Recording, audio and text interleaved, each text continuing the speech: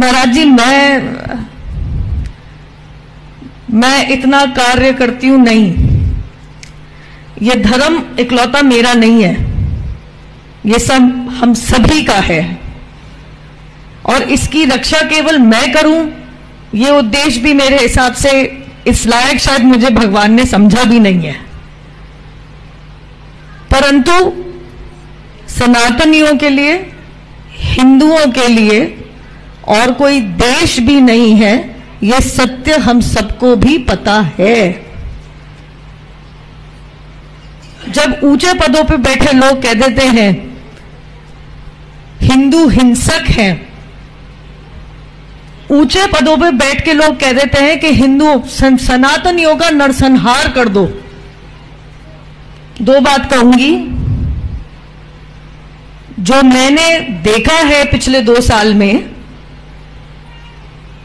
सनातनियों का नरसंहार करने की कोशिश की गई, क्योंकि शायद व्हाट्सएप पे, फेसबुक पे कुछ लिख दिया और कुछ ऐसा उल्टा सीधा नहीं लिखा।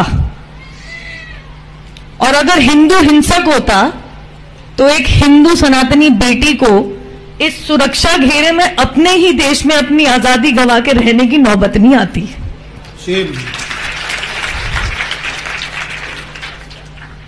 यहां पे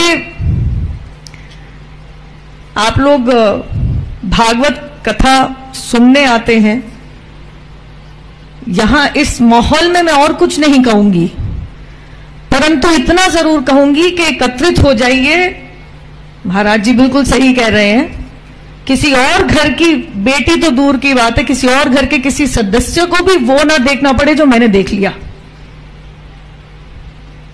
और जब तक मेरी सांस है, मैं आप सभी के घर की एक बेटी, बेटा, आप कुछ मान लीजिए, मैं उसी के लिए, आपके लिए खड़ी रहूंगी, अपनी आवाज उठाती रहूंगी। तुम कहो तो वाह वाह, मैं सत्य भी कह दूं तो सर तन से जुदा, ये मेरे देश में नहीं चलेगा। मेरा देश भारतीय संविधान से चलेगा, किसी मजहबी कानून या शरिया से नहीं। भारत माता की, मुझे आवाज ही नहीं आई आप लोगों की। भारत माता की, भारत माता की, वंदे वंदे गिरिराज धरण की।